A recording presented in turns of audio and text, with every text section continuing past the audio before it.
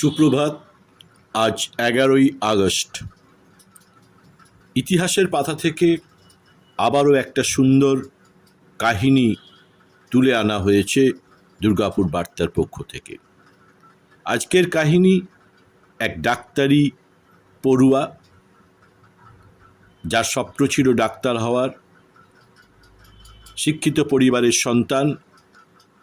তিনি ঢাকা মেডিকেল কলেজে ডাক্তারি পড়ার জন্য ভর্তি হয়েছিলেন।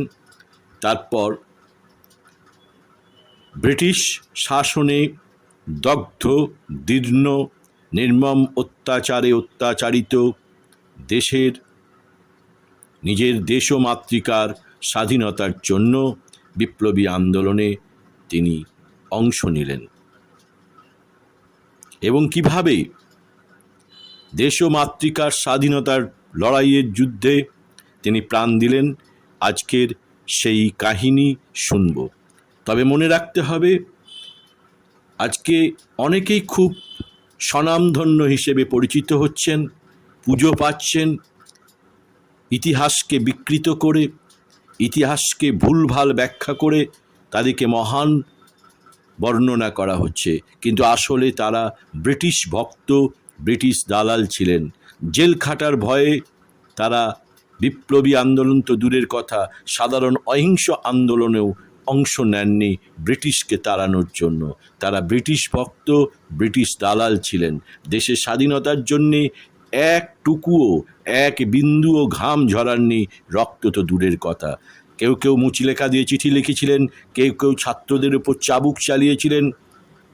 আসুন প্রকৃত ইতিহাস জানুন, প্রকৃত ইতিহাসের পাতা খুলে দেখুন। অজস্র বাঙালি কিভাবে দেশ মাতৃকার সেবায় স্বাধীনতার জন্য প্রাণ দিয়েছিলেন, তাদের উদ্দেশ্যে প্রণাম জানান, তাদের উদ্দেশ্যে স্যালুট জানান। অহেতুক ব্রিটিশ ভক্তদের, ব্রিটিশ দালালদের দিকে আপনার প্রণাম, আপনার ভক্তি শ্রদ্ধা ছুটবেন না। যাই হোক, তিনি ছিলেন ডাক্তারি পড়ুয়া, ডাক্তারি পড়ছেন, তার মধ্যেই দেশকে স্বাধীনতা এনে দেওয়ার লক্ষ্যে ঝাঁপালেন, নাম লেখালেন বিপ্লবী দলে। ব্রিটিশ শক্তি দালালদের কথা বাদ দিয়ে একজন প্রকৃত বিপ্লবীর কথা আজকে বলছি। নিজের মাথায় নিজে গুলি চালিয়েছিলেন তিনি, ব্রিটিশদের হাতে ধরা দেবেন না। ইংরাজ ডাক্তারের দল তাকে সুস্থ করার চেষ্টা করছেন।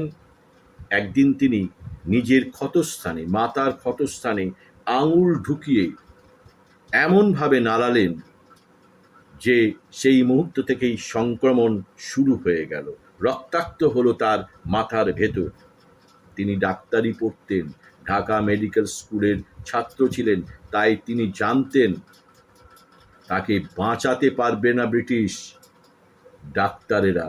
তিনি নিজের ক্ষতস্থানকে বিষাক্ত করে প্রাণ দিলেন দেশ ও মাতৃকার সেবায়।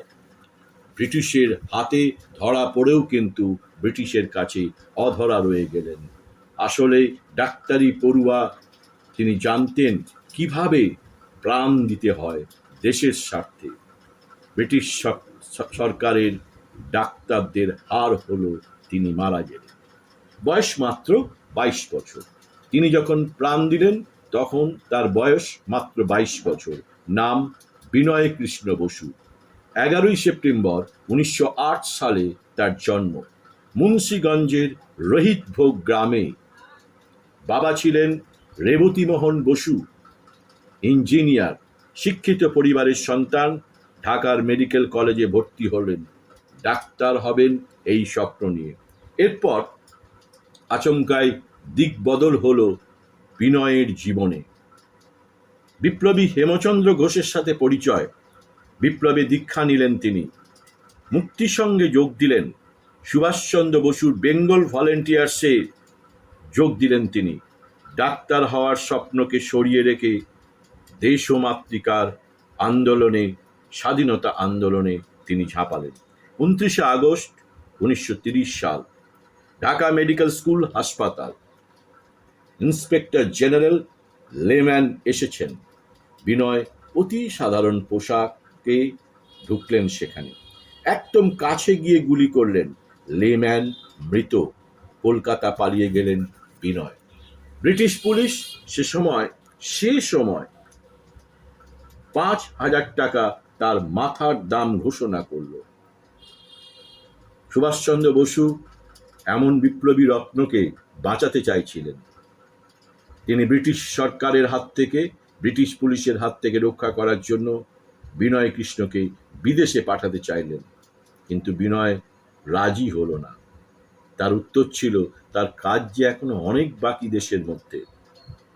8ই ডিসেম্বর 1930 রাইটার্স বিল্ডিং, বিনয়, বাদল, দীনেশ ব্রিটিশ পোশাকে রাইটার্স বিল্ডিংয়ে প্রবেশ করলেন। কর্নেল সিমসনকে 7টি গুলি করা হল, 3টি মাথায়। সিমসন মৃত। গুলির লড়াই শুরু হলো ব্রিটিশ পুলিশের সাথে বিনয়, বাদল, দীনেশের। বাদল তার গুলি শেষ হয়ে গেছে দেখে তার কাছে রাখা সায়ানাইড খেলেন। দীনেশ এবং বিনয়, তাদের কাছে একটি মাত্র করে গুলি ছিল, তারা নিজেদের মাথায় সেই গুলি করলেন। কিন্তু বিনয় ও দীনেশ গুলিতে মারা গেলেন না। দুজনকেই হাসপাতালে নিয়ে গিয়ে চিকিৎসা শুরু হলো। কিন্তু ডাক্তারি পড়ুয়া বিনয় কৃষ্ণ বসু জানতেন কিভাবে প্রাণ দিতে হয় দেশ ও মাতৃকার স্বাধীনতা আন্দোলনে। 13ই ডিসেম্বর 1930 মারা গেলেন বিনয়। তার নিজের আঙুল নিজের ক্ষতস্থানে ঢুকিয়েই সংক্রমিত করলেন। ডাক্তারেরা তাকে বাঁচাতে পারল না। বিনয় কৃষ্ণ বসু, বিনয়, বাদল, দীনেশ, রাইটার্স বিল্ডিং অভিযান, ভারতবর্ষের স্বাধীনতা আন্দোলনে, বৈপ্লবিক স্বাধীনতা আন্দোলনে এই 3টি নাম স্বর্ণাক্ষরে লিখিত আছে: বিনয়, বাদল, দীনেশ।